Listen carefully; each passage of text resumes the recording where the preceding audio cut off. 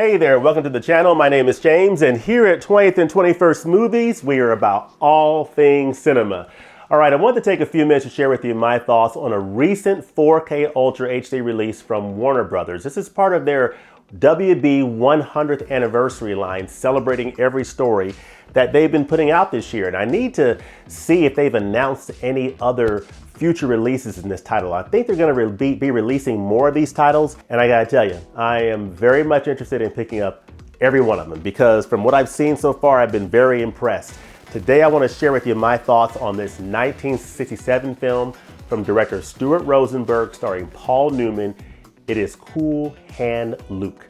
This is the 1967 film from director Stuart Rosenberg, the same director who would, a dozen years later, give us this classic all-time horror film, The Amityville Horror, starring Marco Kidder and James Brolin, the father of Thanos. So he would give us The Amityville Horror, but a dozen years prior, he gave us Cool Hand Luke, starring Paul Newman.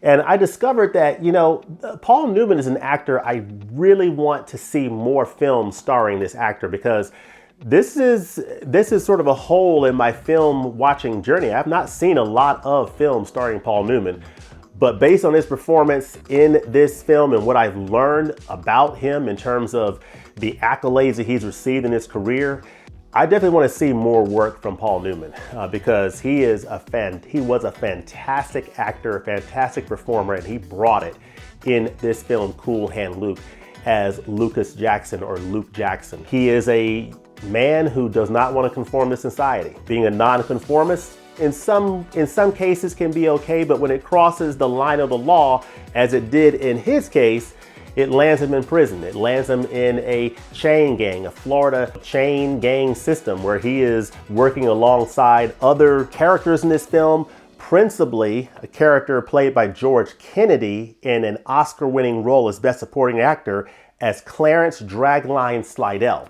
So they are part of this prison chain gang and they're out there doing work on the roads and in the fields, doing a lot of hard labor under very rough conditions, working by the sweat of their brow. From the minute they arrive in prison, from the minute Luke arrives in prison, he is introduced to a very strict set of rules that are being laid out that if you do this, you will land in the brig. If you don't do this, you'll land in the brig. And it's laid out very clearly. It is the type of strict rules that for a nonconformist like Luke, very hard to abide by. And you see that during the course of this film as you see Luke's character interacting with the other prisoners, including George Kennedy's character, including characters like Harry Dean Stanton to a lesser extent. He's a minor role in this film. But just seeing his interactions with the prison guards and those who have charge over him, as well as his fellow inmates, is a very fascinating story about life on a chain gang. That's really what this film is all about. And over the course of this film, you learn a little bit more about Lucas Jackson, about Cool Hand Luke, what kind of person he is, what kind of person he was before he got into prison.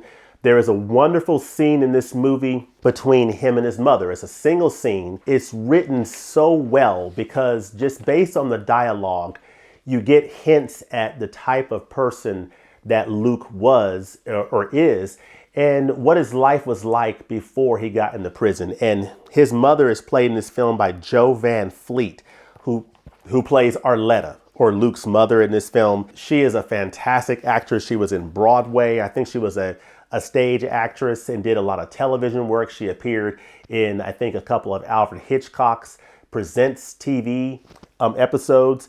And she plays Arletta in this film in a wonderful, wonderful scene between her and Paul Newman's Lucas Jackson. And it is just one of the best written scenes in this entire film. And just a really, really nicely written scene that tells you so much with just a little bit of time. So I really appreciated that. And I just appreciated the entire writing of this film. This film is based upon a novel by a man named Don Pierce. So Don Pierce wrote the novel Cool Hand Luke that this film is based on.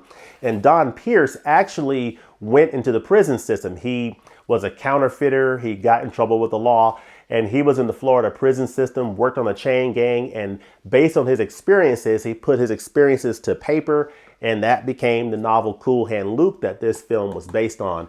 And it is just a wonderful adaptation of that story and just utilizing those source materials to bring us a very compelling story.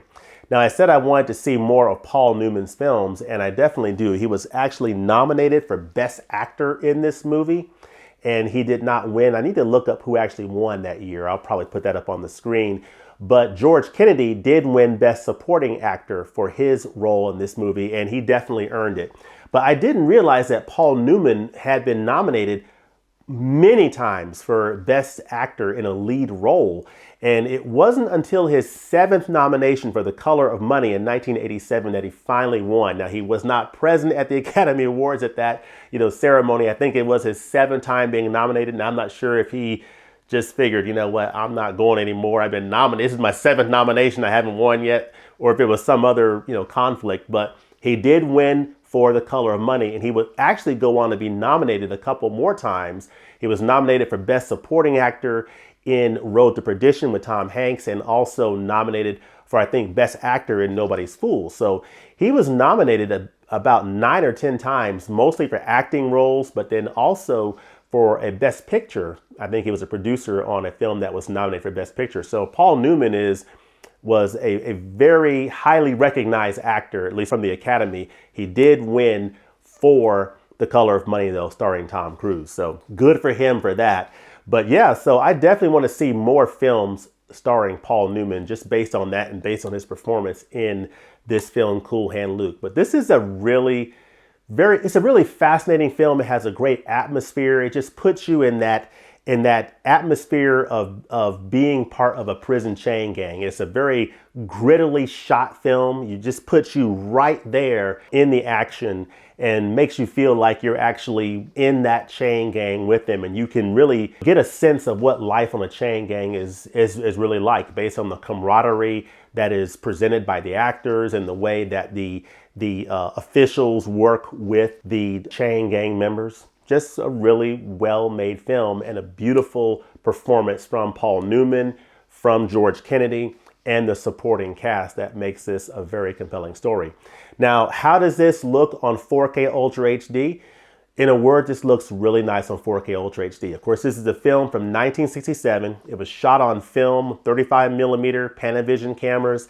And this 4K restoration does a really nice job. I'm not sure if it's a new scan or anything. I'm not really sure the history about that, but it is a beautiful restoration, and it's a beautiful looking picture that really retains the intention of the original photography, in the sense that you don't see any DNR apply. You don't see any scrubbing of the film grain. The grain is very much present. It's a very natural, organic looking image that is very true to the source of being shot on 35 millimeter film. And it just brings this film to life in a fantastic way. I mean, you do not for a minute mistake this film for being a modern shot film. It's not intended to look that way. It was shot in 1967, but this restoration does a nice job of cleaning up the image, making it look just beautifully clean, beautifully organic, and just maintains the nice earthiness of the appearance of this film. So it's beautifully detailed, but it's not as tack sharp as a modern film shot digitally. It looks the way a late 1960s film shot on film would look, and it looks fantastic, beautifully restored. The color palette is a little bit muted, so it's not the most vibrant presentation in the world, but the HDR does a nice job of adding a little bit of punch to the color, and the detail is definitely there. When you see the detail in the faces, I mean, you literally see the sweat glistening and the wrinkles and the pores in the faces. A lot of nice detail in the faces, a lot of nice detail in the clothing, detail in the environments, when they're walking on the ground, seeing the rocks and, the pebbles of dirt and everything. It's just a really nice detailed image. There are some soft spots based upon the intention of the photography, the way it was focusing in different scenes, but overall, this is a beautiful looking image on 4K. Now, as far as the audio is also fine. It's a DTS HD 2.0 mono track, and it sounds very nice. But the Picture quality looks great, sounds great. It's an overall winner from an AV standpoint. I've never seen this film before on any other previous format. All I can tell you is on this nice 4K Ultra HD presentation, it looks fantastic. Now, there's a Blu-ray that's included in here as well. I have not watched the Blu-ray. I need to check it out to see the differences, but I can just tell you that the 4K looks absolutely wonderful, and people who are fans of this film should be very happy with Cool Hand Luke on 4K Ultra HD. Now, as far as the special features, unlike this edition for the Maltese Falcon, Warner Brothers doesn't really give us a lot in the way of special features on this particular release of Cool Hand Luke. You do get an audio commentary, which is always nice, from historian Newman biographer Eric Lax, so that's nice. Good to hear from Eric Lax on this commentary. And then you get about a 28-minute documentary, A Natural Born World Shaker Making Cool Hand Luke. So you get a 28-minute making of, which is nice to have. I always like to see a nice making of documentary. Theatrical trailer, and that's pretty much it. So not a whole lot in the way of special features on this release.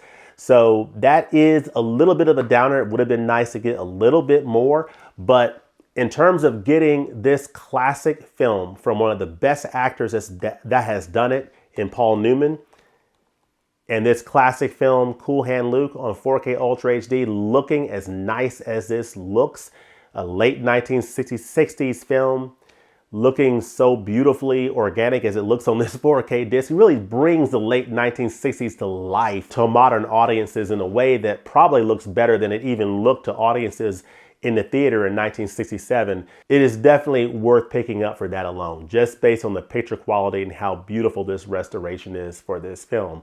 So you get a commentary on here, you get a short making of documentary and the trailer, and those are the only special features. But I think what really shines on this release is the 4K picture. But let me know in the comment section below, what do you think of this film, Cool Hand Luke? And I also want to know, for someone like me who has not seen a lot of films starring Paul Newman, what are some of your favorite films that Paul Newman has starred in? Is it The Color of Money? Is it Nobody's Fool? I think he starred in a movie, The Sting, with Robert Redford. Is that a good movie? Let me know your Paul Newman recommendations in the comment section. I need to fill that little hole in my filmmaking journey. Let me know your Paul Newman recommendations, and also let me know if you know of any other films you'd recommend from director Stuart Rosenberg. Again, I know he did the Amityville Horror. Are there any other notable films from Stuart Rosenberg that you would recommend as well? Let me know all that goodness in the comment section below, and as always, thanks for watching, and we'll look forward to seeing you next time at the movies. Peace.